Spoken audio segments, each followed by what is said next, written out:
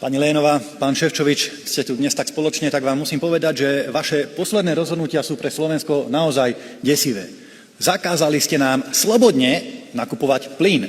Zakázali ste nám slobodne nakupovať ropu a teraz nás nútite povinne nakupovať ukrajinské obilie, ktoré na Slovensku nechceme. Prosím vás, čo sú toto za spôsoby? Kedy vás niekto zo Slovenska tu v Bruseli nútil niečo nakupovať, alebo kedy sme vám my niečo zakazovali. To sa proste nestalo.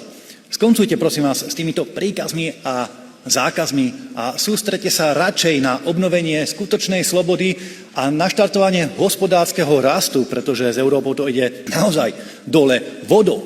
Prakticky všetko máme v Európe najdrahšie na svete. A na západe sa fabriky už nestávajú, ale iba zatvárajú. A toto je výsledok tej pseudozelenej politiky, ktorú razí Brusel. Skoncujte, prosím vás, s touto pseudozelenou politikou, pretože kvôli vám naozaj skrachuje napokon všetko.